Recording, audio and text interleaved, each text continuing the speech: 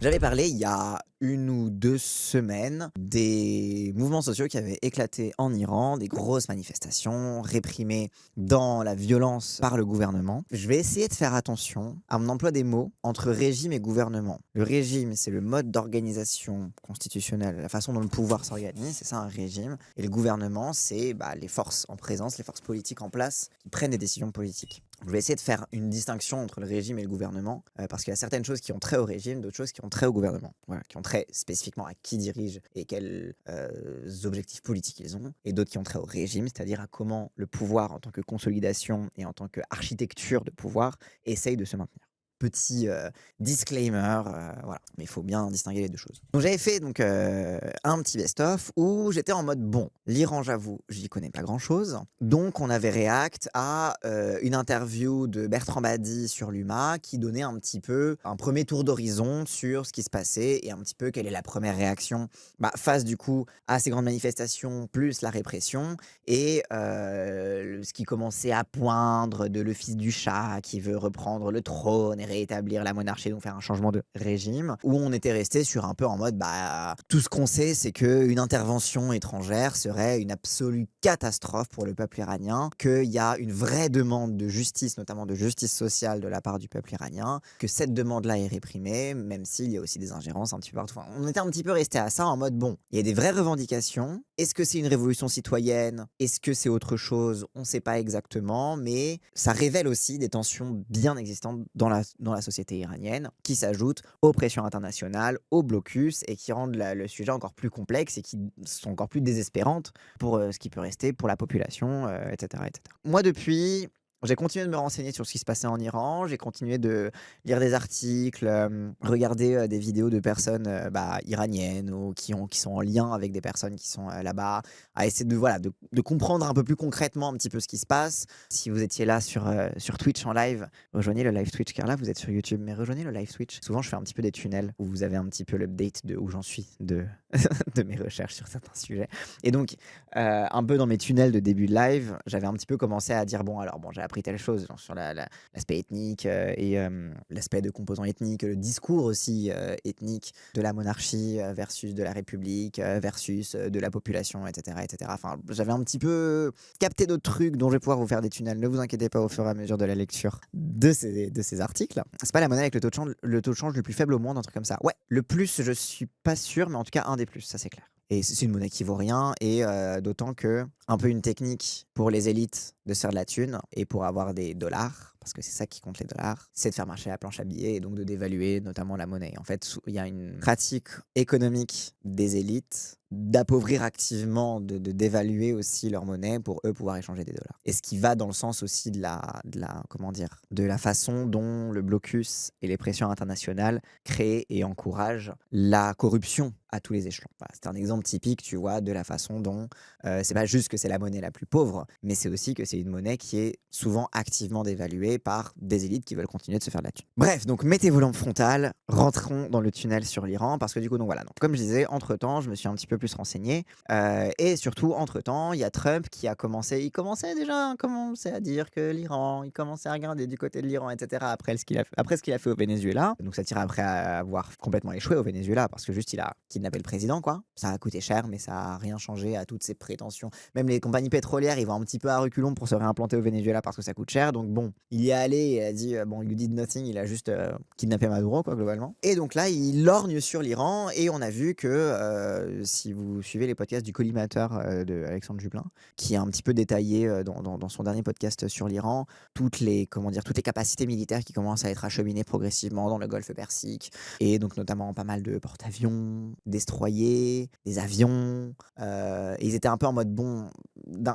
en gros, c'était un peu toute une analyse un petit peu qu'ils faisaient de il y a de plus en plus de capacités militaires états-uniennes qui commencent à s'accumuler dans le Golfe Persique, dans les bases militaires un peu autour, notamment les bases militaires qui sont sur la péninsule arabique, et que c'était pas juste du renouvellement de matériel, que c'était des capacités militaires acheminées de façon à pouvoir frapper. La question, c'est est-ce qu'on est dans un bras de fer? Parce que, bien évidemment, dans ces situations, il y a toujours des discussions, il y a toujours des négociations bilatérales dans ce genre de cas-là. Généralement, tu commences à amener tes troupes pour mettre un peu la pression pour les négociations, et si les négociations échouent, boum, tu bombardes. Généralement, c'est ce qui se passe. Donc là, on est un peu dans le doute de est-ce qu'il veut montrer sa force pour contraindre l'Iran sur des négociations qui l'intéressent, notamment sur le nucléaire, sur le pétrole, etc. Ou est-ce qu'il amène ses forces militaires pour faire un coup en Iran, taper et obtenir une nouvelle super guerre où il pourrait obtenir par la force ce qu'il refuse de négocier avec le régime iranien. Donc, premier point d'étape du coup sur l'actualité directe avec cet article du coup de France Info. Navire dans le Golfe Persique, déclaration menaçante,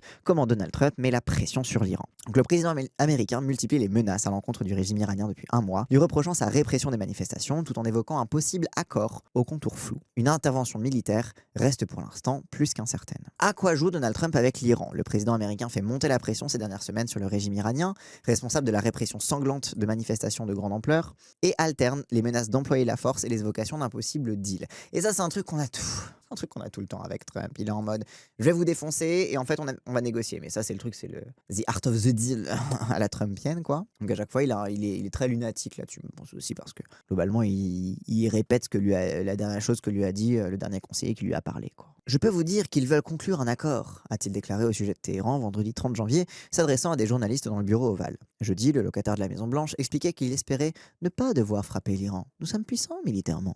Et désormais, nous avons un groupe aéronaval qui se dirige vers un pays appelé Iran, rappelait-il, alors qu'une armada américaine est désormais déployée dans le Golfe Persique. Donc là, pour l'instant, ça a l'air d'être en mode je te fous le pistolet sur la tempe, quoi. Comme il l'avait fait pour le Venezuela. Rappelle que le Venezuela, ce qui a précédé le kidnapping de Maduro, ça a été un blocus militaire.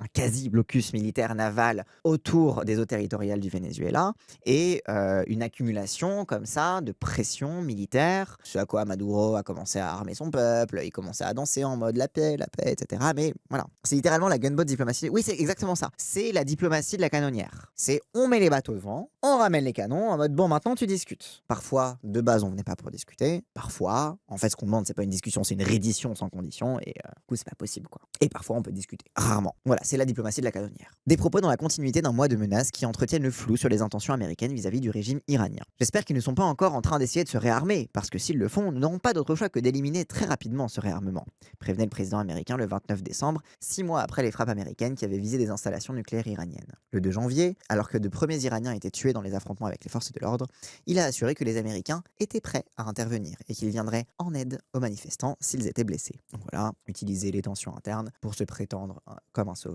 et pour, derrière ce prétexte de sauver la population locale, arriver à ses fins économiques, etc. Vous connaissez, c'est classique. Ils vont demander des inspections et qu'ils abandonnent les 400 grammes d'uranium.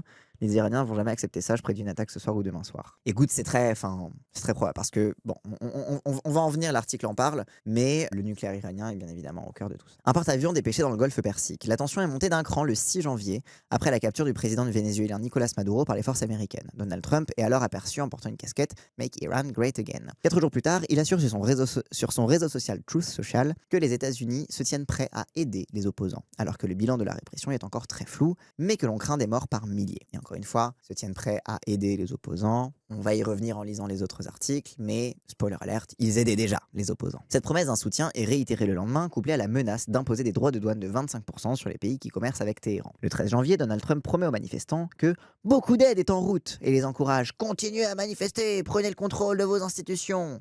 Bon, là, on avait du coup regime change, tu vois. Là, on est en mode, ok, quand il dit ça, Trump, ce qu'il a l'air de vouloir, c'est de renverser le régime et de remplacer par voilà, un régime change classique, peut-être mettre le fils du chat, peut-être mettre autre chose, etc. Il trace une nouvelle ligne rouge, affirmant que les États-Unis agiraient de manière très forte si l'Iran commençait à exécuter des manifestants arrêtés. Téhéran l'accuse alors de chercher un prétexte à une opération militaire, ce qui est pas faux. Mais le lendemain, le président américain dit avoir appris que les tueries ont pris fin en Iran, et la Maison-Blanche se félicite d'avoir obtenu selon elle la suspension de 800 pendaisons. L'Arabie Saoudite, le Qatar et Oman font savoir aux médias, par le biais de responsables, qu'ils ont œuvré pour dissuader Trump d'une intervention militaire. Oui, parce qu'en fait, concrètement, ce qui s'est passé, c'est que Trump, après Maduro, il s'est senti pousser des ailes. Il a vu ce qui se passait en Iran, etc. Il était en mode la suite, on va y aller là. Il commence à faire des petits moves pour sous-entendre qu'il peut intervenir. Et en fait, quand tu dis ça, en fait, t'envoies ça comme une bombe, une grenade dégoupillée et tu vois comment les autres réagissent. Et si les autres réagissent favorablement, t'y vas. Si les autres réagissent pas, voilà. Et en fait, ce qui s'est passé, c'est pas que Trump a obtenu quoi que ce soit. C'est que les autres pays arabes étaient en mode non, non, non, fais pas ça, ça va foutre la merde chez nous, en fait. Genre, si tu fais ça, ça va déstabiliser toute la région. Nous, alors qu'on est des bons partenaires commerciaux, on est gentil, l'Arabie Saoudite avec toi, on a beaucoup de pétrole, et puis voilà. On est des bons partenaires commerciaux, donc ne fais pas quelque chose qui pourrait être à notre détriment. Ou alors on le fait ensemble, on le décide ensemble, mais tu décides pas tout seul. C'est ça qui s'est passé concrètement. Il s'est fait un peu taper sur les doigts par ses partenaires de pays arabes, qui étaient un peu en mode pas très subtil, tu vois. Parce que les Émirats et l'Arabie Saoudite sont en première ligne. Bah oui, ils sont littéralement de l'autre côté de la mer. Et puis c'est là où il y a les bases militaires états-uniennes. Donc si ça tape quelque part, ça tape là-bas. Et du coup, bah ça peut taper à côté. Mais cette opération reste sur la table. Le 22 janvier, le président américain annonce que de nombreux navires sont en route vers l'Iran. 4 jours plus tard, le porte-avions Abraham Lincoln et son escorte sont effectivement arrivés au Moyen-Orient, annonce l'armée américaine. Donald Trump continue de souffler le chaud et le froid. Mercredi, il assure que le temps est compté avant une possible attaque. Le lendemain, il dit espérer ne pas avoir à frapper l'Iran et presse la République islamique de conclure un accord sur le nucléaire. Des sources officielles ont révélé au New York Times jeudi que le chef d'État n'a pas encore autorisé d'action militaire ni fait de choix parmi les options présentées par le Pentagone et reste ouvert à une solution diplomatique. Jusqu'à quand? Point d'interrogation. Là, on est dans la même situation que l'était le Venezuela avant la capture de Maduro. Avant la capture de Maduro, c'était exactement pareil. T'avais la canonnière qui était prête, Trump qui disait un jour on va arrêter Maduro, le lendemain on peut négocier avec lui, s'il est gentil avec nous, on se scratch my back, I scratch your back. I scratch your back. Tu grattes mon dos, je te gratte le tien. Donc voilà, donc on est dans une situation pré-kidnapping de Maduro pour l'instant. Bon, après le problème c'est que bon, là s'il kidnappe Pezeshkian, bah il reste le guide suprême, s'il kidnappe le guide... Enfin tu vois, genre, il a kidnappé Maduro et ça a laissé finalement le régime en place. Il a pas mis fin au régime chaviste au Venezuela. Donc bon, la question c'est aussi, vu l'échec, enfin s'il voulait un changement de régime ou une mainmise totale sur le Venezuela, c'est un échec relatif ce qu'il a fait pour l'instant. Dans quelle mesure est-ce qu'il va répliquer ça en Iran ou est-ce qu'il va rectifier le tir? Donc une stratégie similaire à celle appliquée au Venezuela. Décidément, je ne fais que pré-shot cet article. Le flou entretenu par Donald Trump autour de ses intentions rappelle les jours qui ont précédé l'intervention américaine au Venezuela. Une armada sur zone, un ton belliqueux, un pouvoir présenté en ennemi, les similitudes ne manquent pas. Mais pour l'instant, personne n'ose imaginer la capture du guide suprême iranien Ali Khamenei. Et ça c'est vrai, tu vois, et c'est aussi parce que tout régime fonctionne dans une capacité de conservation du pouvoir. Et donc si t'enlèves le guide suprême, tu supprimes pas le régime. Tout comme si t'enlèves Maduro, tu supprimes pas le régime. On a beaucoup parlé de regime change et que Donald Trump voulait changer le régime au Venezuela, mais de fait, ce qu'il a fait, il a juste changé une tête à la tête du pouvoir, et en fait, ce qu'il a fait, c'est qu'il a frappé fort pour bien signifier que le pouvoir n'était pas dans les mains du gouvernement et que les États-Unis peuvent faire ce qu'ils veulent. On peut même kidnapper votre président, donc maintenant vous signez ce qu'on veut. Et donc une fois Delcy Rodriguez ayant remplacé Maduro, bah le régime reste en place, mais Trump aussi obtient ce qu'il veut, c'est-à-dire un levier de négociation très très puissant avec du hard power. En Iran, c'est pareil, et c'est même encore pire parce que t'as le guide suprême, t'as le gouvernement, t'as les différentes branches locales. Enfin, l'Iran, c'est quand même un grand pays avec plusieurs ramifications, etc. Tu changes pas le régime comme ça, tu vois. C'est pas juste en capturant quelqu'un. Donc même si t'imaginais la capture du guide suprême, par exemple, bah ce sera dans le sens de mettre une pression supplémentaire pour imposer que l'Iran accède à toutes tes demandes et pas la fin du méchant régime des mollahs, tu vois. Mais parce que aussi, les États-Unis ont l'air de moins en moins intéressés au régime change aussi. L'Iran et le Venezuela sont tous deux producteurs de pétrole et sous le coup de sanctions occidentales sévères. Et tout comme Nicolas Maduro, les dirigeants religieux de Téhéran ont fait de l'opposition aux États-Unis un principe fondamental. Bah, en même temps, c'est logique. Et c'est ok, et c'est parfaitement légitime. Le président américain a lui-même fait le parallèle entre les deux pays après avoir cultivé des liens étroits. Comme pour le Venezuela, l'armée américaine est prête, volontaire et capable de remplir rapidement sa mission avec rapidité et violence si nécessaire, a-t-il écrit mercredi sur Truth Social, sans préciser quelle était au juste cette mission. Richard Haass, ancien président du cercle de réflexion américain Council on Foreign Relations, a écrit jeudi qu'à ses yeux, l'exemple du Venezuela montre que formuler des exigences liées à l'avenir politique du pays serait tout à fait contraire au caractère de Donald Trump et qu'il serait plus enclin à chercher un accord économique avec l'Iran. Et en effet, c'est que Trump, des exigences liées à l'avenir politique du pays, donc en gros, changer le régime, c'est pas son truc. Mais par contre, frapper un grand coup pour mettre l'Iran à genoux et lui dire maintenant tu fais ce que je te dis, ça ressemble un petit peu plus à ce qu'il va faire parce que c'est déjà ce qu'il a fait au Venezuela. Avec des résultats mitigés, encore une fois, parce que les pétroliers étaient en mode, oh non, j'ai pas envie de me mettre là-dedans. Mais bref, je reviens pas là-dessus. Mais est-ce qu'on est encore à l'ère du regime change? C'est pas sûr. Après la capture du président vénézuélien Nicolás Maduro, Donald Trump s'est ainsi appuyé sur la vice-présidente Delcy Rodriguez, investie chef d'État par intérim, plutôt que sur l'opposition au régime et s'est attelé à faire main basse sur le pétrole du pays. Donc on peut parfaitement imaginer que le grand méchant régime reste en place et que Trump obtienne ce qu'il veut. L'Iran assure qu'il ne négociera pas sur son armement. Toutefois, les signes de fissure au sein de l'État iranien sont moins nombreux qu'ils ne l'étaient au Venezuela. Mona Yacoubian, du think tank Center for Strategic and International Studies à Washington, souligne auprès de l'AFP que l'Iran est infiniment plus complexe que le Venezuela. Entreprendre une opération telle qu'une frappe visant à décapiter le régime finirait en réalité par semer le chaos en Iran. Ça sèmerait le chaos aussi au Venezuela, mais ok. La perspective d'une intervention américaine inquiète aussi la communauté internationale.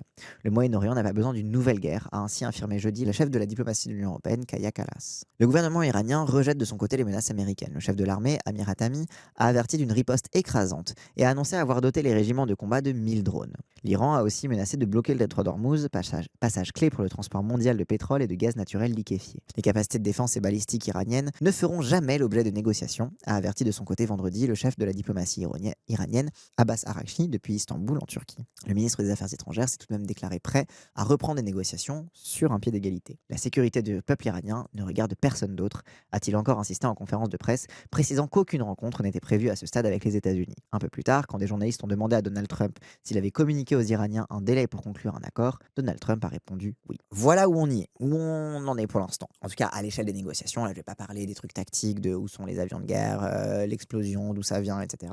Pour l'instant, on en est au truc de, on est dans une situation pré-Venezuela. Trump ne cherche pas forcément à changer le régime, ça peut changer, on peut toujours être surpris. Mais globalement, Trump veut pouvoir imposer ce qu'il veut au gouvernement en lui faisant suffisamment peur, mais il est quand même face à un gouvernement et un régime par extension qui a l'habitude de résister depuis beaucoup plus longtemps que le Venezuela. Le Venezuela, la révolution bolivarienne, c'était mon année de naissance, 98, 97, 98, 99. Bref, fin des années 90. Ça fait un régime bolivarien, plus fragile, un peu plus enclin à négocier, qui a un peu plus l'habitude de négocier avec des actifs étrangers qui sont encore très présents. L'Iran, ça fait depuis les années 60. Bon, le blocus, ça date des négociations sur le nucléaire, etc. Mais l'Iran, en tant que régime, est consolidé depuis beaucoup plus longtemps.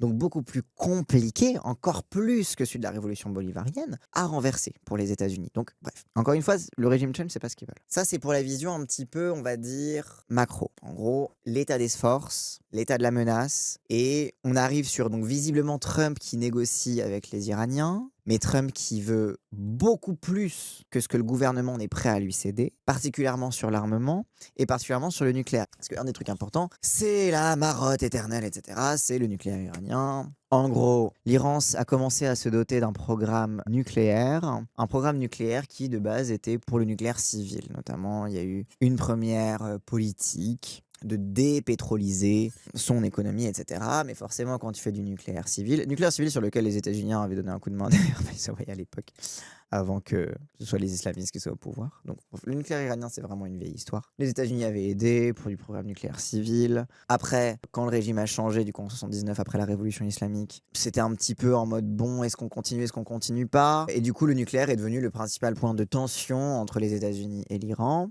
en particulier parce que les États-Unis avaient déjà investi.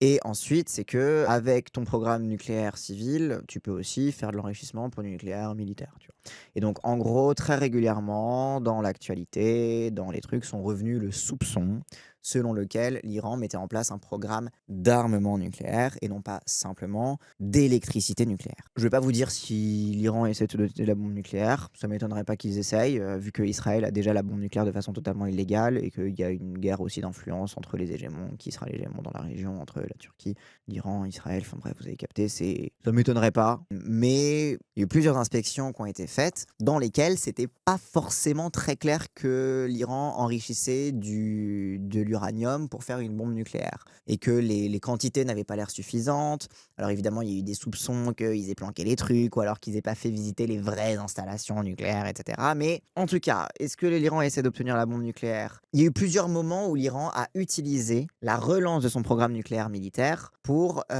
mettre une pression et en gros pour mettre pour envoyer un message au monde en mode ne nous faites pas chier, sinon on commence un programme militaire nucléaire. Il y a eu plusieurs moments où l'Iran a commencé à mettre en place un programme d'enrichissement de l'uranium pour faire du nucléaire militaire. Ensuite, ils l'ont stoppé quand ils ont obtenu des négociations, que ce soit des allègements sur certains aspects du blocus, que ce soit etc. Donc en fait, le nucléaire militaire est un moyen de pression et de négociation de la part de l'Iran et il l'a utilisé comme tel. Pour l'instant, on sait qu'en effet, il commence à enrichir de l'uranium. C'est pas forcément suffisant, c'est pas forcément, etc., en suffisante quantité, etc. Et c'est vrai que c'est un peu, oui, c'est un peu une connerie de leur part, parce que du coup, en fait, ils ont utilisé le pire levier possible, c'est-à-dire le truc qui est littéralement déjà illégal, et surtout qui les fout encore plus dans la merde, parce que ça donne le casus belli parfait, parce que oui, si quelqu'un essaie d'avoir l'arme nucléaire, c'est la légitime défense internationale est parfaitement constituée, du coup, c'est pas un problème pour les pilonner comme tu veux. Tout ça pour dire que il y avait un accord sur le nucléaire qui était en cours avec les États-Unis, et Trump, il arrive au pouvoir, il a tout niqué. En gros, Trump, pour cette histoire d'accord sur le nucléaire iranien, Trump, il fait genre, je veux un accord sur le nucléaire, etc. Il y avait déjà un accord qui était en cours sous Obama. Et quand Trump a pris le pouvoir, il a complètement saboté et suspendu toutes les discussions sur le nucléaire iranien. En fait, il s'est assuré que l'Iran reste un ennemi et qu'il n'y ait jamais d'apaisement politique avec l'Iran. Pourquoi je vous parle de ça? C'est parce que si vous entendez parler de Trump qui veut absolument un accord sur le nucléaire iranien, c'est n'importe quoi. Il s'en bat les couilles du nucléaire iranien. Il veut simplement s'assurer que l'Iran va coopérer et faire absolument tout ce qu'il veut. Ça, c'est la situation. On est sur l'aspect macro, l'équilibre de puissance, ce que veut Trump, comment l'Iran essaie de se défendre. Sachant que l'Iran, jusqu'ici, ils ont été très prudents militairement. On rappelle quand Israël est allé bombarder l'Iran a répondu de façon exactement proportionnelle. Il y a un principe en droit international que c'est la riposte proportionnée. C'est qu'en gros, quand on t'attaque, tu peux répondre dans la limite de la proportion de ce qu'on t'a attaqué. C'est-à-dire que si on t'envoie 10 missiles, t'en envoies pas 100. T'en envoies 11-12, mais t'en envoies pas 100. Et l'Iran, face à Israël, ils ont fait exactement ça. Ils étaient en mode, on vous envoie suffisamment de missiles, on vous prévoit à l'avance, on vous envoie des missiles qui vont saturer le dôme de fer, pas plus, simplement pour vous dire on pourrait en envoyer plus, mais on riposte parce que vous nous avez attaqué et on en reste là. Une fois qu'on a posé un petit peu ce contexte-là, qu'est-ce qui se passe en ce moment, quelles sont les pressions, revenons un petit peu sur le terrain. Parce que on a eu un mois qui ont commencé par des manifestations massives avec une répression immense, des discours un peu confus de tous les côtés, avec des chiffres pas si vérifiés que ça, et un peu en mode bon, maintenant que la poussière est retombée, certaines communications ont été rétablies, qu'est-ce qui se passe en Iran exactement? C'est quoi l'état de la société? Parce qu'on parle beaucoup de l'intervention de Trump, etc., mais surtout, OMG, comment ils vont les gens, tu vois? Genre, c'est-à-dire que qu'est-ce qu'il en est du mouvement social qui s'est lancé? Est-ce qu'on en sait plus aujourd'hui sur quelles étaient les forces en puissance? Et est-ce qu'on peut un peu plus faire un bilan d'étape sur bon, ok, mais Trump, il va attaquer quoi exactement s'il l'attaque? Dans quel contexte il va attaquer la société iranienne? Et donc cet article de Markaz Review, qui a plutôt des bons articles en vrai sur la situation iranienne. Donc quelques mots de Téhéran pour dépasser le manichéisme. Parmi la multitude des manifestants, la contributrice de The Markaz Review a pu observer des individus entraînés et mal intentionnés dans les rues. Donc voilà, donc un peu en mode, donc voilà, c'est une contributrice de la revue qui est en mode, voilà le bilan d'étape que je vous fais sur le terrain de qu'est-ce qui s'est passé pendant ces manifestations, qu'est-ce qui s'est joué et comment est-ce qu'on peut analyser la situation avec froideur et en évitant les instrumentalisations et en rendant justice à concrètement ce qui se passe sur le terrain. Je suis rentré d'Iran le 14 janvier après y avoir passé 3 semaines. Considérez ceci comme un message que je refuse de publier sur les réseaux sociaux. C'est un terrain toxique, fortement surveillé par nos propres pouvoirs autoritaires, et ce que j'ai crié de toute façon trop long. J'évite généralement de me positionner en porte-parole autoproclamé de l'actualité iranienne dans le monde anglophone. Le terrain idéologique est miné, et beaucoup de membres de la diaspora s'expriment à partir d'un traumatisme profond. Mais quand j'ai ouvert Facebook au début des événements, les discussions menées dans un langage simpliste et manichéen, quand bien même la plupart partent d'une bonne intention, m'ont rebuté. J'écris ici en tant que personne profondément attachée à ce pays et à son peuple, et après avoir passé des décennies à étudier sa culture et son histoire. Je vous demande de considérer tous les éléments ci-dessous comme un tout, et non comme des éléments opposés les uns aux autres, comme le font tant de récits que j'ai pu lire jusque-là. Moi déjà, c'est un bon signe de bon, c'est complexe, je vais vous montrer plusieurs éléments, ils ne s'opposent pas les uns aux autres, ils coexistent dans une complexité, et il faut prendre ça en compte et arrêter d'avoir des discours ultra simplistes. Et donc du coup, elle fait un texte qui est un peu en mode point par point, tu vois. Genre c'est vraiment en mode bon, qu'est-ce qu'il faut savoir, étape par étape, point par point. Premier point, et ça c'est l'évidence, les Iraniens sont extrêmement en colère contre leur gouvernement, qu'ils jugent corrompu et responsable de la situation économique, qui rend la vie de moins en moins viable pour un grand nombre d'entre eux. Ça, c'est ce qui en était ressorti un petit peu déjà de mon premier best-of, faut pas oublier et faut surtout pas sous-estimer la dimension économique de la colère, et le fait que oui, évidemment, quand économiquement c'est la sauce, que t'es turbo pauvre, que ta monnaie elle vaut rien, et que les gens qui te gouvernent sont des incapables, voire même des corrompus, et qu'en tout cas, que simplement des gens te gouvernent, du coup, c'est les gens qui te gouvernent qui vont être considérés comme responsables. Et parfois même, ça va s'extrapoler jusqu'au régime, puisque en fait, il y a des élections en Iran, en vrai. C'est le guide suprême qui décide un petit peu avec qui il va privilégier. Enfin, bref. Mais il y a quand même des élections. Donc il y a quand même une forme de démocratie qui donne aussi des espaces et des réalités militantes locales qui existent, même si elles sont surveillées, c'est que c'est pas facile, voilà, mais ça donne quand même un tissu politique dans la société iranienne, qui n'y a pas forcément dans toutes les sociétés autoritaires. Même si les élections sont un simulacre, elles donnent une forme de vitalité et d'organisation à une vie politique qui autrement serait complètement chaotique et atomisée. Donc il y a des élections, mais les élections ne changent rien. Donc quand les élections ne changent rien, c'est comme en France, hein. On pointe du doigt le régime. Et donc nous, la 5e République, la monarchie présidentielle, et eux, le régime de la République islamique, avec un verrou autoritaire qui est à sa tête. Donc c'est quand même une dynamique importante de comprendre comment aussi la critique du gouvernement se transforme en une critique du régime et comment les deux peuvent interagir ensemble ou parfois peuvent être distincts. Point numéro 2. La corruption économique est en partie liée à des décennies de sanctions de plus en plus étouffantes qui, à mon sens, constituent une violation des droits humains. Point important, les sanctions, voilà, tu peux pas parler de l'Iran sans parler des sanctions. Cela n'exonère pas la République islamique d'Iran, mais elle n'est pas vraiment unique en son genre. Les sanctions imposées par les États-Unis et l'Europe ont appauvri et carrément détruit la classe moyenne, celle-là même qu'ils prétendent vouloir sauver du gouvernement et dont ils sapent pourtant les capacités d'organisation. Cela n'exonère pas l'élite du régime d'avoir opprimé la population, mais là encore, elle n'est pas vraiment unique en son genre à l'ère de l'oligarchie mondiale. Deuxième point, c'est vraiment en mode, les sanctions c'est une dinguerie, ça veut pas dire que le régime est innocent, mais globalement partout c'est des connards. Genre partout c'est l'oligarchie, partout c'est le... Genre voilà, c'est... Comme d'habitude les sanctions ça tape le peuple et on va pas faire genre les gouvernants des autres pays sont meilleurs envers leur peuple. 3. Des foules de manifestants en colère sont descendus dans la rue. Donc voilà, ça c'est les manifestations dont on a beaucoup parlé et dont beaucoup ont fait des suppositions un petit peu à l'emporte-pièce dans les médias. Enfin dans les médias français en tout cas, j'ai pas vu les autres. Dans les médias états-uniens encore plus, mais bon. Parmi elles se trouvaient également de nombreux autres groupes, dont certains avaient suivi une formation spécifique qui les distinguait des manifestants ordinaires. On arrive sur la question des ingérences. J'ai entendu des témoignages provenant d'au moins une demi-douzaine de villes de tailles diverses. Beaucoup de personnes avec lesquelles j'ai discuté après les 8 et 9 janvier m'ont dit qu'elles avaient le sentiment que ces manifestations étaient différentes, qu'il y avait dans les rues des personnes entraînées, ayant des objectifs très précis, qui tentaient de prendre le contrôle et de manipuler les manifestations. Un de mes amis a été menacé pour ne pas avoir scandé « Javid Shah » ou « Longue vie au roi » en référence à Reza Pahlavi. C'est un petit peu ce qu'on voyait aussi, parce que rappel, au début des manifestations, tu as eu un discours médiatique assez unanime qui ciblait la France insoumise, parce que quand on faisait des trucs en solidarité avec l'Iran, on mettait le drapeau actuel du régime iranien, c'est-à-dire le drapeau actuel du pays, c'est-à-dire le drapeau de la République des Mollahs. Bah oui, c'est le drapeau de l'Iran. Et presque on nous reprochait de ne pas brocarder partout le drapeau de la monarchie. Et en fait, immédiatement, le discours a été trusté par un camp monarchiste, par un camp pro-Shah, qui avait l'air très structuré et prêt à prendre le relais. Et ce qui est intéressant, c'est que du coup, selon cette observation de terrain, ça avait l'air d'être aussi localement que ces groupes armés très entraînés utilisaient justement la revendication pro-monarchiste pour diviser et changer le cours de manifestations qui étaient des manifestations contre la pauvreté, concrètement, qui sont mêlées partout parce qu'en vrai ça n'a pas commencé à Téhéran, etc. Bref, ça qui mêlait beaucoup de situations différentes, quoi, et essayer de les transformer justement en des manifestations contre le régime. Après l'Iran, ce qui échoue un peu, on a vu l'amateurisme de l'architecture sécuritaire, c'est impossible qu'il se fasse pas régime change. De toute façon, l'Iran, c'est tu disais tout à l'heure, hein, c'est un gruyère. Genre c'est l'Iran ni d'espions. Hein. Les gens ils disent il y a des gens du Mossad qui sont infiltrés en Iran tout le temps. Le perse c'est littéralement la deuxième langue que les agents du Mossad après. Je sais pas, j'en sais rien. Je dis ça, c'est de l'hyperbole ce que je raconte. Mais genre il y a des espions partout en Iran.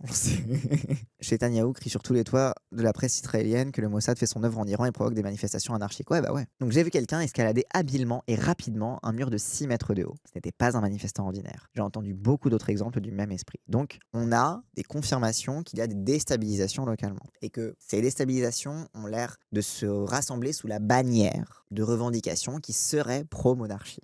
Et ça c'est intéressant parce que ça donne beaucoup plus de sens à comment ça se fait que le camp pro-monarchie était aussi prêt à intervenir dans tous les médias dès qu'on a eu entendu parler du moindre premier début de rassemblement de manifestation, quoi. Des théories diverses, que je trouve crédibles, sur l'identité des personnes qui se sont mêlées aux manifestants en colère circulent. Agents du gouvernement israélien, monarchistes soutenus par Israël, parce qu'encore une fois, c'est pas forcément des agents du Mossad, c'est peut-être aussi des gens qui sont monarchistes, mais qui ont de la thune d'Israël, tu vois. Le MEK, Moudjahidine el-Khalq, largement considéré comme une organisation terroriste en Iran, soutenue par le gouvernement américain. Donc, quand je vous dis l'Iran ni d'espions, c'est vraiment l'Iran ni d'espions. Ou encore des séparatistes armés par les États-Unis et Israël. Globalement, on sait que les États-Unis et Israël foutent la merde là-dedans, quoi. On sait qu'il y a un casus belli qui est en train vient d'être créé par les États-Unis et Israël, d'où la question de l'intervention ou non que va mettre en place Trump et qu'il a l'air de vouloir quand même intervenir en Iran, et d'où la façon dont Netanyahou se vante absolument partout qu'ils font un super travail en Iran.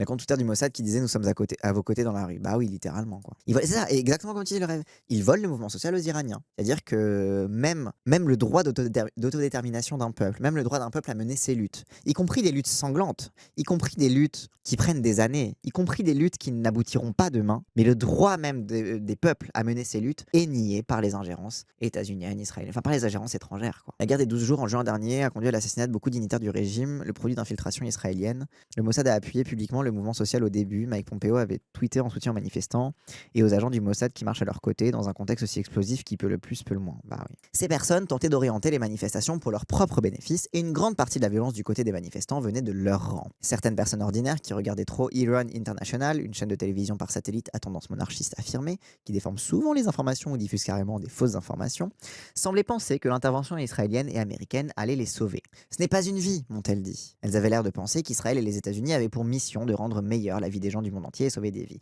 Et ça, encore une fois, c'est le truc que je disais à la fin du truc sur Badi, ou alors je sais plus si je le disais dans un autre tunnel que j'ai fait.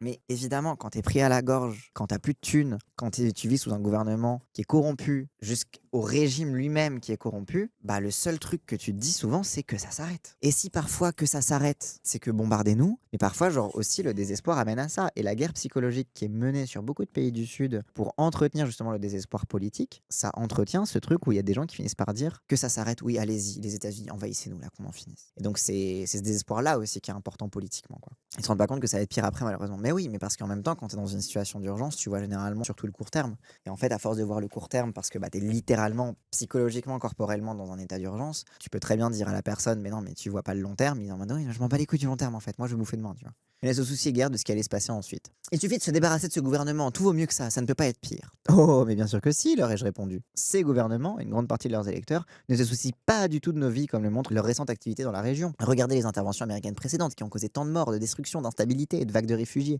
Mais les gens sont tellement désespérés, sans espoir et poussés à bout qu'ils ne peuvent pas l'entendre. À partir du jeudi 8 janvier, tout est devenu explosif. Ces manifestations ont été d'une violence sans précédent. C'est ce que m'ont dit de nombreuses personnes qui manifestent depuis 2009. Parce que voilà, il y a déjà eu des manifestations en Iran. Genre, même le mouvement Femmes, Vie, Liberté, c'est des manifestations assez massives au final. Mais là, tous les gens qui ont l'habitude de manifester, qui sont politisés dans la société iranienne, sont en mode waouh, là c'était pas pareil là. Là, il y avait des trucs qu'on n'avait pas l'habitude de les voir. Dans de nombreuses villes et villages, des bureaux gouvernementaux et des banques ont été incendiés, mais de nombreux magasins ont également été pillés, des bus publics brûlés et des stations de métro vandalisées.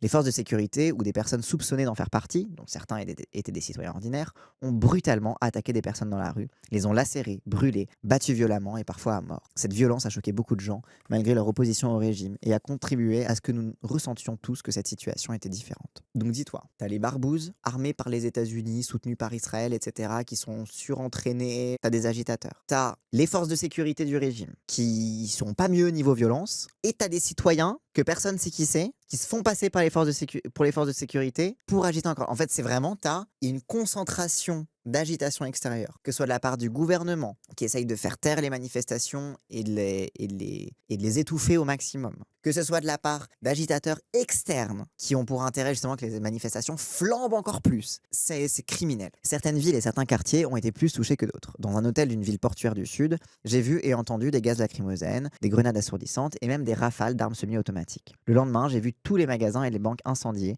les magasins pillés, et j'ai même trouvé des cartouches de fusil dans la rue à côté d'un Javid chat griffonné sur le mur. Donc vive le chat. Voilà, on voit encore que c'est les agitateurs.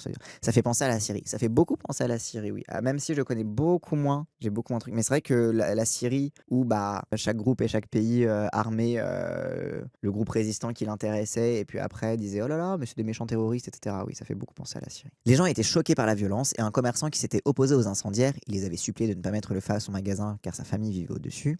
Ils avaient fini par simplement briser les vitrines et piller le magasin, a déclaré: c'est une petite ville, on se connaît tous, mais ces gens-là, nous ne les connaissions pas. Un ami qui vit à Rasht m'a raconté des histoires horribles, de bâtiments incendiés, de fusillades et de bilans de victimes alarmants. Des amis qui travaillent dans les hôpitaux de Téhéran m'ont dit que des gens avaient signalé la présence de manifestants et de membres des forces de sécurité avec des accents étranges, ce qui confirme la présence de soldats étrangers sur le terrain. Si ça vous semble confus, c'est parce que ça l'est. C'est un vrai chaos.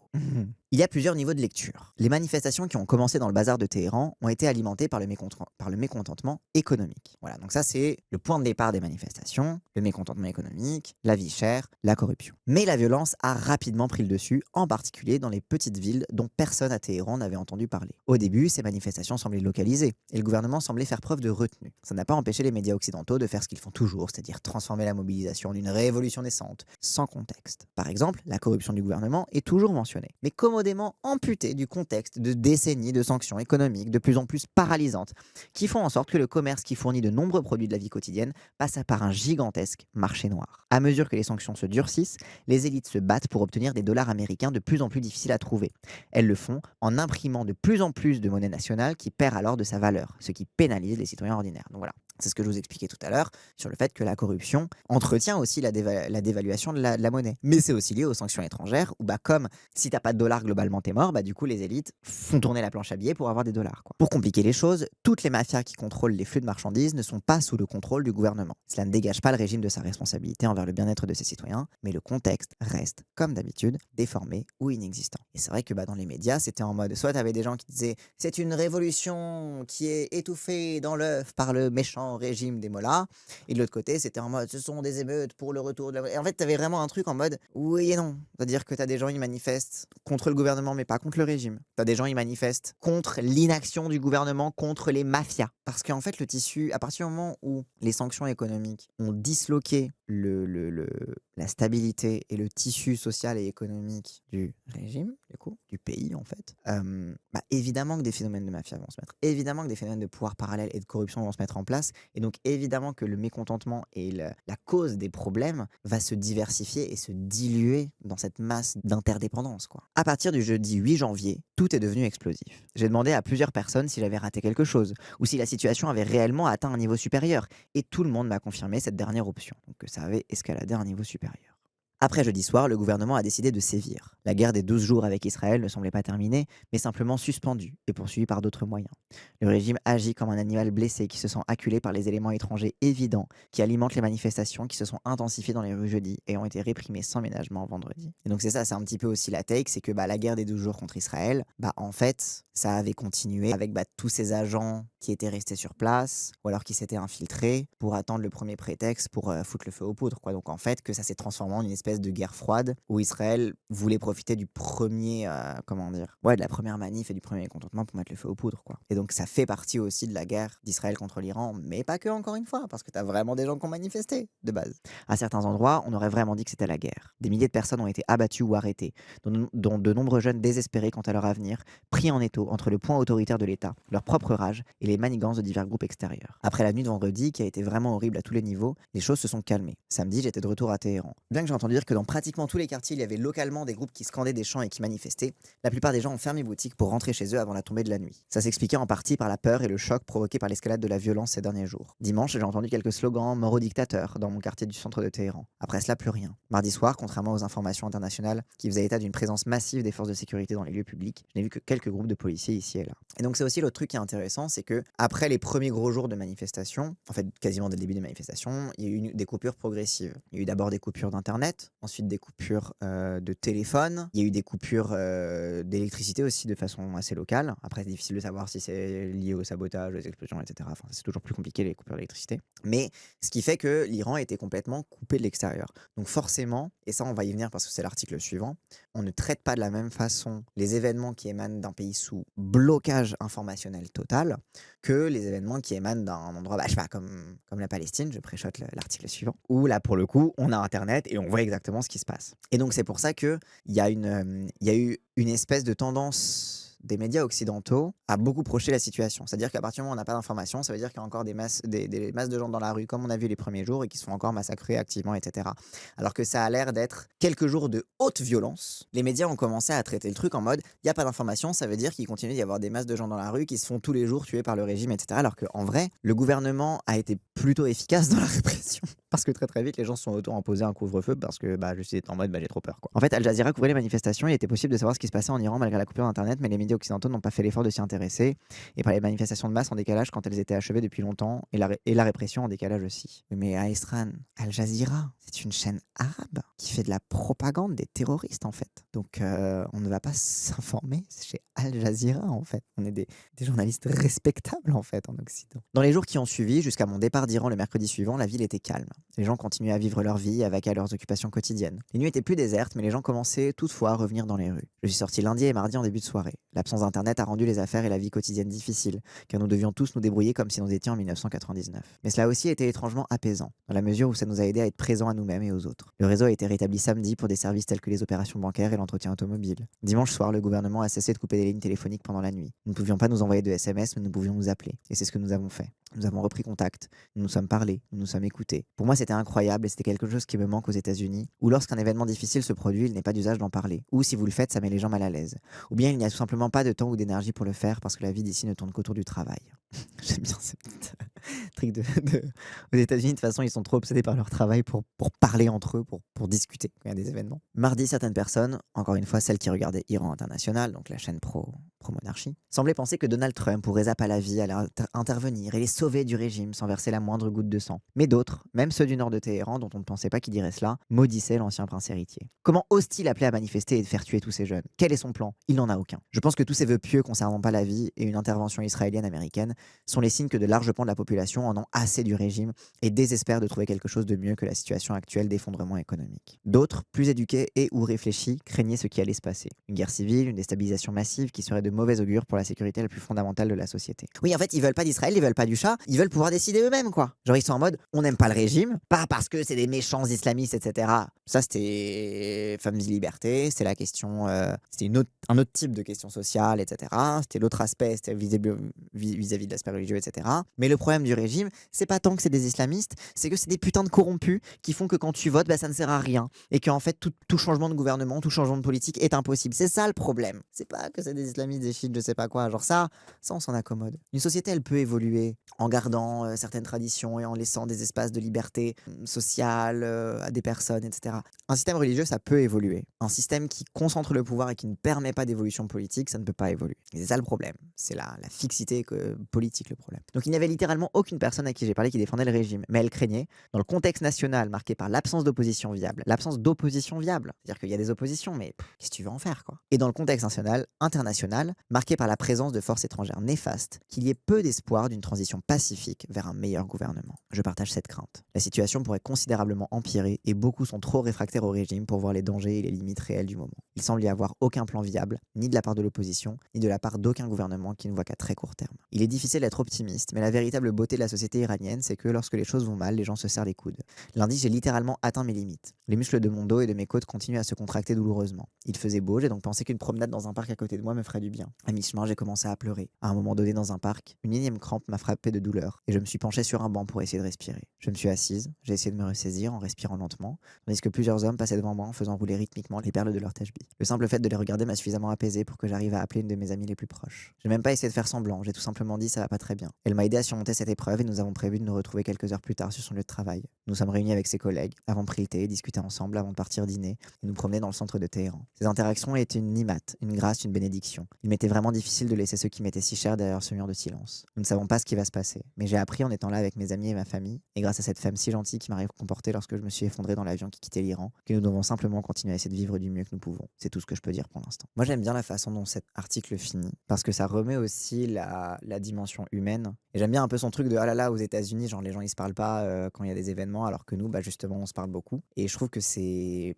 assez intéressant parce que ça témoigne aussi, comme je disais tout à l'heure, tu vois, d'une société qui est pas complètement atomisée. Et d'une société qui, malgré le désespoir, garde en elle une pratique de la résistance quotidienne et une pratique du pessimisme raisonnable, on va dire. Oui, ça, on revient à vue d'humain, quoi. Et je trouve que c'est ça aussi le plus important, c'est que j'ai ouvert cette capsule sur l'Iran avec les enjeux géopolitiques, de Trump, de tels trucs, avec des trucs très macro, très politiques de puissance, etc.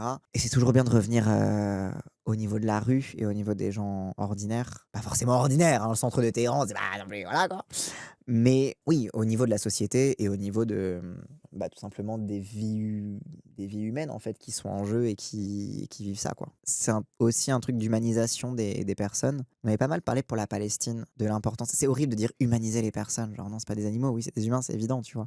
Mais on avait beaucoup parlé pour la Palestine de l'importance d'humaniser les récits des personnes, l'importance de l'art, l'importance des récits individuels, même des personnes qui étaient sur TikTok et qui partageaient leur quotidien, etc. Même parfois tu sais, les enfants qui faisaient la cuisine, les trucs comme ça. Et en fait, c'est tous ces trucs qui aussi nous. Ouais, on peut dire individualiser plus qu'humaniser, t'as raison. Mais en fait, c'est tout ça qui, je pense, nous a permis, en tant que personne plutôt politisée et un peu révoltée de ce qui se passait en Palestine, hein, je parle pas des sionistes et des progénocides, mais c'est ce qui nous a permis aussi de pas nous laisser avoir par la tentation de tout voir sous le prisme de la politique des grosses puissances et des alliances géopolitiques, de qui décide quoi et de comment tout est verrouillé et de comment d'où partent les bombes, de machin et de ce côté qui peut paraître un peu froid et un peu inhumain, enfin qui est fondamentalement inhumain dans l'analyse de la politique internationale et revenir à l'échelle humaine, revenir au niveau de la rue, au niveau des personnes, ça permet aussi de toujours se rappeler de quoi on parle. Quand on parle de ces trucs de grosse puissance,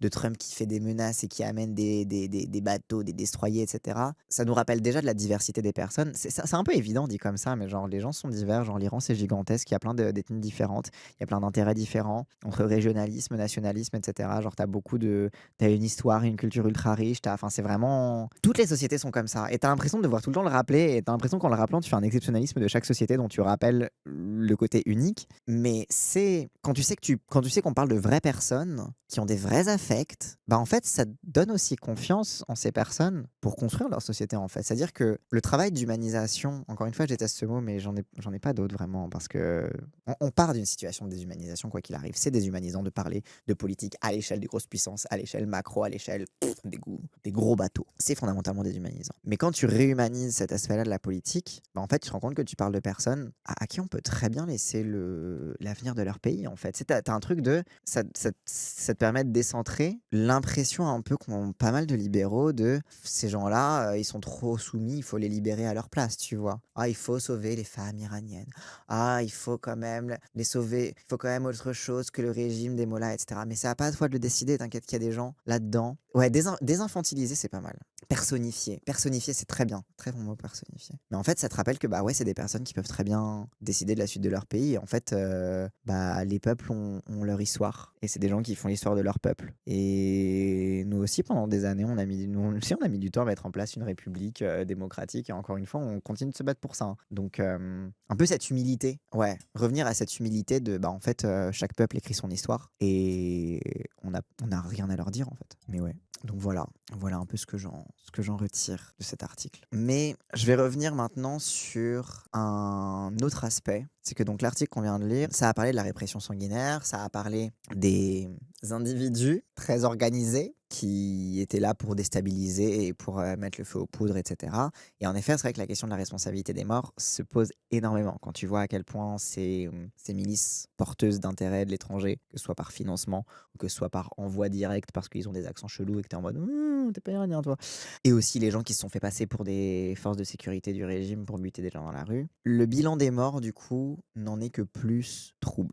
Alors, on a eu les témoignages de gens dont le gouvernement a demandé de payer les balles et la crémation une fois qu'ils ont découvert leurs proches morts, etc.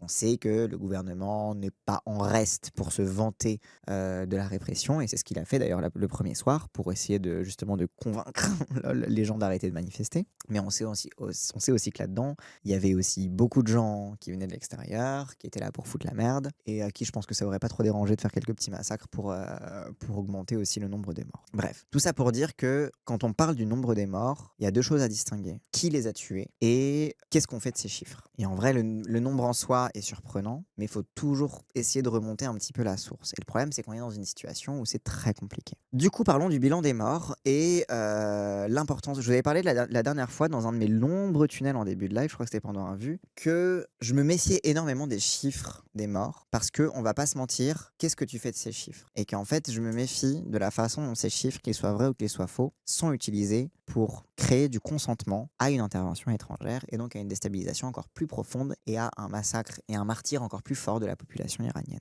Manifestation en Iran, la multiplication des atrocités qui font le tour du monde annonce-t-elle une marche vers la guerre? Donc ça date du 27 janvier, donc c'est un peu récent, même si la marche à la guerre, on est clairement dedans. Certains avancent le chiffre de plusieurs dizaines de milliers de morts, mais sans contexte ni vérification, nous devons rester sceptiques. Quand on balance à la légère des chiffres comme 36 500 morts en 48 heures, 43 000 morts ou 50 000 assassinés depuis le 2 janvier, lors des récentes manifestations en Iran, sans fournir de contexte ni de vérification, on ne se contente pas de diffuser de la désinformation, on en subit les conséquences. Ce ne sont pas des statistiques neutres, mais des armes. Elles constituent un prétexte délibéré, blanchi par des titres sensationnalistes, repris par des politiciens opportunistes, gobés sans réserve par des publics indignés, puis utilisés pour justifier l'escalade et le bain de sang. Vous avez déjà vu ce schéma se répéter. L'histoire fabriquée de toutes pièces des bébés koweïtiens placés en couveuse qui alimentaient la guerre du Golfe, les armes de destruction massive inexistantes qui ont déclenché l'invasion de l'Irak menée par les États-Unis en 2003, et les fausses allégations de décapitation de nourrissons qui se sont largement répandues après les attaques menées par le Hamas contre le sud d'Israël le 7 octobre 2023. Chaque allégation a été rapportée avec enthousiasme, amplifiée sans relâche, instrumentalisée pour fabriquer le consentement, puis discrètement rétractée ou démentie longtemps après que les guerres aient commencé et que les dégâts soient devenus irréversibles. Voilà, typiquement. Revenons, sur le 7 octobre. C'est que maintenant, Israël, officiellement, approuve le bilan des morts qui jusqu'ici étaient présentés comme les militants qui relativisent, etc. Et donc, on sait que ça a servi à être un truc saisissant émotionnellement. Peut-être que si on nous avait dit le 7 octobre que des militaires avaient été tués dans telle proportion et des civils dans telle proportion, les réactions auraient été moins fortes que le fait de dire 1200 morts civils. Les chiffres ont une capacité à nous saisir émotionnellement. Donc c'est pour ça que c'est pas une question qu'il n'y a pas de morts. C'est pas une question que les morts, on s'en fout. Mais demande-toi pourquoi, quand les gens ils rétractent après les premières informations qu'ils ont données, ça servait à quoi de donner des informations exagérées? Parce qu'un seul mort, ça suffit normalement. Donc pourquoi vous nous dites 50 000 comme ça? Pourquoi vous gonflez les chiffres? Parce que vous savez pertinemment que tout le monde s'en bat les couilles des Iraniens. Pour l'entièreté du monde, c'est que des Arabes un petit peu. Et que du coup, pour que les gens s'émeuvent de leur mort, il faut qu'il y ait des gros chiffres. Pour que les gens s'émeuvent de quoi que ce soit, il faut des trucs spectaculaires. Et surtout, il faut que les gens ils soient pris à la gorge. Et qu'ils se disent que ça s'arrête tout de suite. Et qu'ils se disent que peut-être que vu le nombre de morts qu'il y a déjà, une intervention militaire, elle en fera pas autant. Parce qu'on sait que ça massacre à tour de bras quand t'as les États-Unis qui y vont. À Gaza, le génocide, ils ont mis combien de temps, Israël, avant d'accepter le bilan des morts qui présentaient avant comme les chiffres du Hamas? Et maintenant, ils disent, ouais, c'est les vrais chiffres. Ah, mais c'est pratique. Maintenant que le dernier otage a été rendu, trouvé sous les décombres, tué par vos bombes, c'est bien pratique. Ah, maintenant, les chiffres du Hamas, ils sont vrais? Voire même sous-estimés? Mais c'est pratique, ça. Parce qu'on sait pertinemment que si on te dit, il y a déjà 50 000 morts, tu t'en ficheras un peu une fois que les États-Unis bombarderont l'Iran, s'ils font 10 000 morts, qu'est-ce que c'est face à 50 000? Enfin bref, donc tout ça pour dire que, encore une fois, la question c'est pas les chiffres. La question c'est pas est-ce que des gens sont morts. Je suis d'accord qu'un seul mort c'est déjà horrible. Sauf qu'en fait, que ce soit un seul mort ou 50 000 morts, qu'est-ce que tu peux? Un seul mort, tu peux rien. 50 000 morts, ça justifie une petite guerre quand même. Et du coup, c'est ça la difficulté qu'il y a avec la propagande de guerre. C'est que parfois, la propagande de guerre, parfois elle est pas fausse. Elle est un petit peu exagérée pour être sûr vraiment que tu vas rien redire à toutes les dingueries qu'on va faire derrière. Et parfois, la propagande de guerre, elle peut être vraie. Il y a vraiment eu 1200 morts dans les attaques du Hamas. Petite précision, c'est que entre civils et militaires... D'ailleurs, ça sert à quoi même de pas préciser entre civils et militaires? Parce que genre, en vrai, ça suffisait, non? Ça servait à quoi de déformer les chiffres? À part justement avoir un chiffre qui devienne le symbole de la rétribution, le symbole du génocide, le symbole de dire on peut continuer de tuer des Palestiniens, on a encore soif de sang, on s'est pas encore suffisamment vengé. Et donc là, c'est un peu pareil. Ça se trouve, il y a vraiment 50 000 morts. Bon, 50 000 morts, ça veut rien dire. On sait pas ils sont tués par qui. Est-ce que c'est le régime qui les a tous tués, ou alors est-ce que c'est des massacres qui ont été faits par des milices ici et là? Est-ce que c'est justement ce fameux groupe terroriste? Est-ce que c'est les gens armés par le Mossad, etc. Je dis pas que, voilà, mais ça se trouve, il y a 50 000 morts. Ok, mais qui? Et du coup, qu'est-ce qu'on fait? Et le problème, c'est que, qu'est-ce qu'on fait? La seule proposition qui est en face, c'est celle de Trump, de dire, ah on les bombarde et on en fait 100 000. Il y a un double usage des chiffres. D'un côté, on crée le consentement à un changement de régime par la force. De l'autre, les agents de propagande qui ont nié le génocide à Gaza et qui continuent de le faire se délectent d'en inventer un en Iran en amplifiant le niveau de la répression pour mettre en porte-à-faux les militants pro-Pal. À ce niveau-là, c'est obscène. C'est justement le thème de cet article. C'est des discussions qui sont atroces à avoir. Après, on peut en profiter. Hein. On est dans le premier monde, on est en Occident, on peut les avoir dans le confort de notre petit salon. Hein. Mais bon... c'est quand même une discussion difficile à avoir, mais qu'il faut avoir, parce qu'en fait, sinon, il y aura not immune to propaganda, quoi. Chaque allégation allégations étaient rapportées avec enthousiasme, amplifiées sans relâche, instrumentalisées pour fabriquer le consentement, puis discrètement rétractées ou démenties, longtemps après que les guerres aient commencé et que les débats soient devenus irréversibles. Et après, une fois que c'est rétracté, ils disent mais c'est pas grave, de toute façon, un seul mort ça suffit. Ah bah oui, un seul mort ça suffit, alors pourquoi t'as 10 200? Ah, un seul mort civil ça suffit, pourquoi t'as 10 200? Pourquoi tu nous as insulté de négationnistes quand on n'arrêtait pas de dire alors il faut distinguer les. Pourquoi du coup? Pourquoi maintenant tu rétractes en disant que de toute façon ça servait à rien de mentir? Les mensonges sont délibérément présentés comme des impératifs moraux urgents pour exiger une action immédiate. Les conflits sont alors déclenchés par la vague d'indignation publique. La vérité finit par éclater, parfois des années plus tard, bien après qu'il aurait été impossible d'empêcher que les drames ne se produisent. La désinformation ne requiert aucune sophistication. Elle n'a besoin que d'émotions brutes, de répétitions incessantes et d'une capacité temporaire à vérifier les informations afin de devancer tout examen critique. D'une incapacité temporaire à vérifier les informations, par exemple, Israël, qui empêche l'entrée sur son territoire des inspecteurs internationaux indépendants pour venir faire le bilan du 7 octobre. Pourquoi vous voulez pas que des gens viennent faire le bilan alors que genre vous-même vous dites que genre c'est une dinguerie qui vous est arrivée, genre vous voulez pas que des gens confirment qu'il vous est arrivé une dinguerie? Exigeons donc des réponses sans tarder. Où sont les preuves indépendantes et concrètes en provenance d'Iran? Qui vérifie rigoureusement ces chiffres extraordinaires? À qui profite le plus l'indignation si elle l'emporte sur la raison? Et encore une fois, j'avais dit pareil pour la Palestine, je dirais pareil pour l'Iran. Quitte à avoir le privilège d'être des Occidentaux, autant aussi avoir le privilège de garder raison face à l'indignation gratuite. Et je sais que bon, c'est horrible et c'est indignant et c'est atroce et qu'on a des vraies émotions quand ce genre de truc arrive, mais on a d'autant plus le privilège de garder raison face à la propagande de guerre et aux différents intérêts, autant le saisir. La désinformation n'a pas besoin de vous convaincre totalement. Il lui suffit de vous enflammer plus vite que les faits ne peuvent les assimiler. Au moment où la vérification arrive, il est déjà trop tard. Chaque statistique relative aux atrocités virales doit être traitée avec le scepticisme rigoureux qu'exige l'histoire, car le prix de la croyance aveugle se paye toujours en vie humaine. Chiffres amplifiés.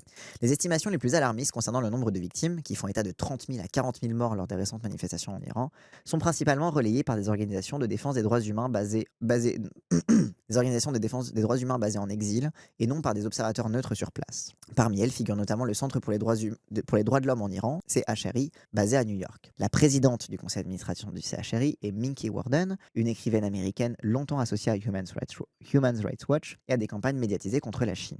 Des données similaires ont été relayées par des médias tels que Iran International, dont on parlait tout à l'heure, financé en partie par des sources liées à des intérêts saoudiens, l'agence de presse américaine Human Rights Activist News Agency et Iran Human Rights en Norvège. Lundi, HRANA, donc le Human Rights Activist News Agency, a publié un article faisant état d'un bilan confirmé de plus de 6000 décès, tout en précisant que d'autres décès signalés font encore l'objet d'une enquête. Ces organisations s'appuient sur des réseaux militants en Iran, mais elles opèrent dans un contexte de guerre de l'information, où l'exagération peut accroître leur visibilité, leur financement et la pression politique. Leur travail est précieux pour mettre en lumière les exactions, mais il s'agit de plaidoyer, non de vérification rigoureuse. Le ratio est de 1 à 10 entre la répression réellement constatée est déjà terrible à ce stade et la répression supposée en Iran.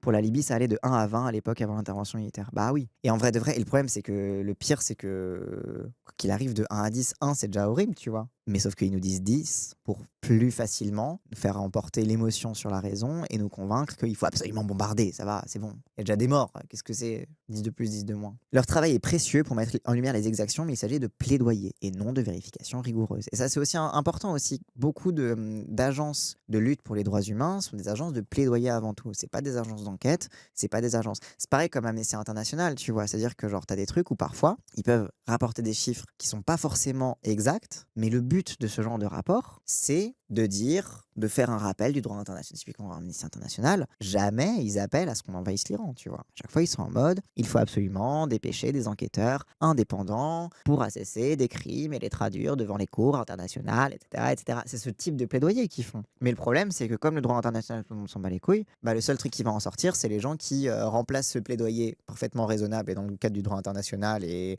qui respectent au maximum l'indépendance des peuples, par un plaidoyer de dire, bah, faut bombarder tout de suite alors, quand est-ce qu'on les pilonne? Nombreux sont ceux qui m'ont demandé pourquoi j'exige la rigueur concernant l'Iran, tout en acceptant sans esprit critique les chiffres relatifs à Gaza. Il s'agit d'une fausse équivalence qui témoigne d'une incompréhension tant de l'appel au scepticisme que des contextes informationnels radicalement différents. Le conflit de Gaza est l'un des plus documentés de l'histoire. Depuis plus de 2 ans, des milliers de journalistes, médecins et citoyens palestiniens et internationaux fournissent des images en temps réel, des vidéos géolocalisées, des dossiers hospitaliers et recueillent les noms, âges et photos des victimes.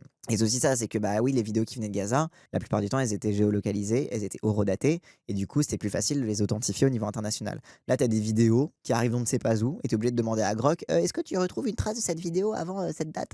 C'est désespérant quoi. Les images satellites ont révélé des quartiers entiers ravagés et l'accès sur le terrain, bien qu'extrêmement limité, a permis aux agences des Nations Unies et aux organisations humanitaires de constater la crise de visu. Même les chiffres du ministère de la Santé à Gaza, contestés par Israël et ses alliés, ont été corroborés par des analyses indépendantes par Air Wars et l'ONU, ainsi que par la surveillance satellitaire. L'ampleur des destructions et des pertes humaines ne fait l'objet d'aucune contestation sérieuse. L'Iran d'aujourd'hui est tout le contraire. Un blackout quasi total d'Internet depuis des semaines, aucun accès aux médias internationaux ni à l'aide humanitaire et aucune libre circulation des preuves vérifiables. Ce qui se passe en Iran est brutal et tragique, mais les chiffres alarmants, faisant état de près de 50 000 morts, proviennent presque exclusivement de réseaux d'exilés et de documents fuités, entre guillemets, non vérifiés, qui n'ont été ni rendus publics ni authentifiés de manière indépendante par aucun média reconnu. Il n'existe aucune photo de morgue, ni liste nominative à cette échelle et aucune preuve par satellite de charnier. Oui, parce que les 50 000 morts, tu les fous où? Je sais que l'Iran c'est grand, mais bon, elles sont où les morgues, ils sont où les charniers? 50 000 morts en quelques jours, quand même, ça surcharge un petit peu, quoi. Rumeurs et militantisme tentent de combler ce vide. Le scepticisme n'est pas un déni de la souffrance, il est proportionné au contexte. C'est pas parce que je suis sceptique des chiffres que je remets en doute la répression brutale et sanglante des manifestations par le gouvernement iranien. Simplement, je me demande pourquoi on me propose ces chiffres-là. Qu'est-ce qu'ils pensent obtenir en montrant un chiffre comme ça? Et spoiler alert, ils veulent obtenir un truc qui va résulter encore plus dans la mort des personnes qui sont mortes. Et moi, je tiens vraiment à la vie. Je veux pas que les gens y meurent. Sauf que je sais que le chiffre de 50 000 personnes tuées par le régime, voilà, etc., bah, ça va justifier d'encore plus bombarder l'Iran et de tuer encore plus d'Iraniens. Et moi, je veux pas qu'on tue plus d'Iraniens. Pour les massacres d'El Fasher au Soudan, 5000 morts minimum en quelques jours, on a vu des traces de sang des charniers par image satellite, c'était objectivable. Bah oui, de fou. Et encore une fois, tu vois, le scepticisme, c'est en mode donnez-moi la preuve définitive, je veux cette preuve. C'est une recherche de justice en fait. Parce qu'une fois que tu as dépassé le doute, bah du coup, tu es sûr que tu peux justement porter un jugement sur. Voilà, quoi. Du point de vue des preuves, une guerre filmée et accessible ne peut être traitée de la même manière qu'un État où l'information est censurée. Ce serait incohérent et relèverait d'un aveuglement volontaire face à la réalité. Comme nous l'avons déjà constaté, la désinformation peut avoir des conséquences désastreuses. Une Israélienne a récemment découvert que sa photo a été utilisée à mauvais escient par la chaîne israélienne Channel 12, qui affirmait faussement qu'elle faisait partie des 4 juifs tués lors des manifestations en Iran. Elle est bien vivante, n'a jamais mis les pieds en Iran et vit dans une colonie israélienne. En période de chaos, les fausses informations se propagent rapidement. Seule une vérification rigoureuse permet de les contrer. J'ai passé 2 ans à observer Gaza, documentant chaque heure de sa destruction en temps réel. Corps, noms, familles, hôpitaux, quartiers. Nous avons vu les bombes tomber, nous avons vu les cadavres mutilés. Les preuves n'ont jamais été dissimulées. Voir apparaître des affirmations non vérifiées sur lesquelles le nombre de morts en Iran sur quelques jours serait équivalent au massacre perpétré à Gaza sur ces 2 dernières années, est non seulement malhonnête, mais aussi grotesque. Oui, parce que rappelle, 50 000 morts, c'est l'estimation du nombre de gens qui sont morts à Gaza depuis le début du génocide. Donc bon, vous êtes en train de me dire qu'une politique de bombardement et de pilonnage systématique d'une petite bande de terre où vivent 2 millions de personnes mène au même nombre de morts que des répressions de manifestations qui sont sporadiques, qui sont arrêtées quelques jours après et qui ont été certes très violentes, mais dans des endroits très très divers du pays. Qu'est-ce que t'en sais à 90 millions d'Iraniens? Ah d'accord, donc un de plus, un de moins, ça se voit pas quoi. Ils sont un peu nombreux après tout, hein. C'est logique. Instrumentaliser le génocide de Gaza pour gonfler des chiffres non vérifiés, déclencher une guerre et imposer un changement de régime est inadmissible. La vérité en provenance de Gaza a fait basculer l'opinion publique et galvaniser le monde, si bien que d'autres recherchent désormais la même sympathie, quitte à instrumentaliser le traumatisme et à déformer la réalité pour l'obtenir. Je ne me laisserai pas faire, je ne prétendrai pas que les motivations sont pures, je ne laisserai pas le génocide de Gaza servir de prétexte à une autre guerre. Le peuple iranien mérite la vérité et non des prétextes fallacieux qui, comme l'histoire l'a démontré, peuvent mener à des conséquences encore plus graves. La véritable solidarité exige des preuves et non une indignation aveugle. Et c'est là aussi le truc, tu vois, c'est que, encore une fois, quels que soient les chiffres, il y a toujours un intérêt à les montrer. La question, c'est quel est l'intérêt des gens qui essayent de nous mener un chantage affectif? Et je dis pas qu'on n'a pas mené un peu de chantage affectif avec les morts à Gaza, mais le problème, c'est que tout le monde s'en battait les couilles, parce que globalement, les Palestiniens, tout le monde s'en battait les couilles qui meurent.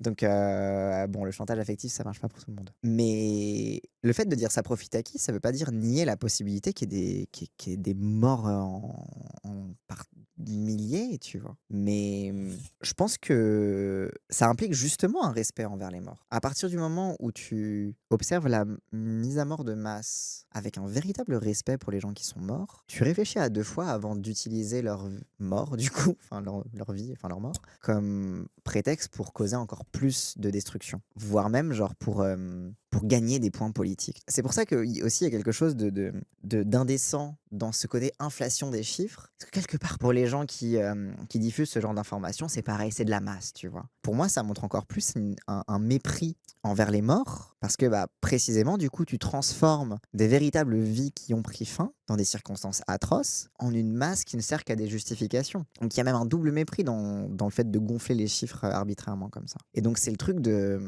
les vies deviennent des chiffres, ouais, et pour encore plus justifier de prendre d'autres vies derrière. Parce que rappelle que l'objectif, en tout cas de Trump, ça a l'air d'être de bombarder, quoi. C'est pas le bien-être de la population iranienne. Sans info valable pour le moment, vous pensez que c'est monté en épingle. Non, j'ai pas dit que les chiffres étaient faux. J'ai dit que les chiffres ne sont pas vérifiés. Que du coup, comme ils ne sont pas vérifiés, il serait inconséquent de les diffuser sans préciser qui les a émis, quels sont les intérêts des personnes qui les ont émis, et qui ne sont surtout pas du tout vérifiés. Si tu dis qu'ils sont utilisés par Israël, je sais pas quoi. Non, ils sont utilisés par des groupes iraniens en exil qui sont largement soutenus par les États-Unis et soutenus par Israël. C'est pas pareil. Tu fais quoi quand le gouvernement ne te laisse pas checker les chiffres? Tu fais comme tu peux. Et tu acceptes que à l'heure de l'information rapide, c'est surtout l'heure de la propagande rapide. Et que même s'il y a 50 000 morts, rien que le temps d'authentifier chaque mort, de les identifier, de leur donner un nom, ça met beaucoup plus de temps que tu en as besoin pour te faire une idée tout de suite maintenant de est-ce que oui, évidemment qu'ils massacrent leur population.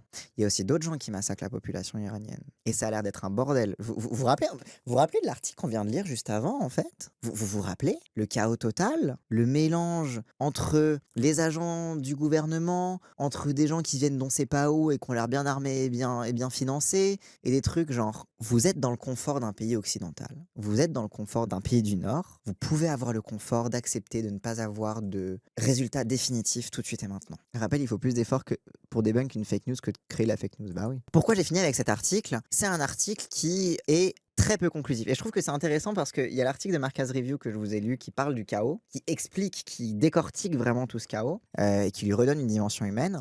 Et ensuite, tu as cet article de Middle East Eye qui finit sur un aspect inconclusif. Parce que, in fine, oui, tu lis cet article, t'es en mode, du coup, il y a combien de gens qui sont morts? Et en fait, c'est aussi ça le truc, et c'était pareil pour la Palestine, et c'est pareil pour l'Iran, c'est que il faut pouvoir admettre de ne pas avoir toutes les informations et de ne pas être pressé par le fait de prendre une décision immédiate. Parce que prendre une décision immédiate, c'est toujours prendre une mauvaise décision, et c'est toujours soutenir celui qui a bien réfléchi avant ce qu'il voulait faire en Iran et qui a bien préparé ses intérêts à l'avance et qui va finalement baiser le peuple in fine, quoi. Donc il y a aussi ça, c'est que je ne peux que réaffirmer la nécessité d'accepter de ne pas savoir, d'accepter de ne pas avoir les informations, d'accepter de ne pas avoir d'informations vérifiées et que c'est comme ça et qu'on n'y peut rien et qu'on n'est que des observateurs et que il faut quand même avoir un peu d'humilité envers les événements qui se déroulent sous nos yeux et que notre besoin de contrôle n'est pas voilà, quoi. Le privilège d'ignorer. On a un privilège d'ignorer, mais c'est d'autant plus difficile de ne pas ignorer sans pour autant être dans l'urgence de l'action. Et ça, c'est un muscle moral à travailler, ça. Si Trump bombarde, on pourra que regarder. Bah oui. Et le seul truc sur lequel on aura la main, c'est que notre gouvernement ne s'engouffre pas dans une guerre complètement insensée pour avoir le sang d'encore plus de gens sur ses mains, quoi. Donc voilà qui conclut cette petite mise au point sur l'Iran. Hop, et avant de partir, n'hésitez pas, si cette vidéo vous a plu, à liker, commenter, partager. Comme d'habitude, ça aide à faire tourner l'algorithme. Et si vous voulez me soutenir financièrement, n'hésitez pas à cliquer sur le lien Stream Elements qu'il y a dans la description de cette vidéo. Allez, cette fois je vous laisse.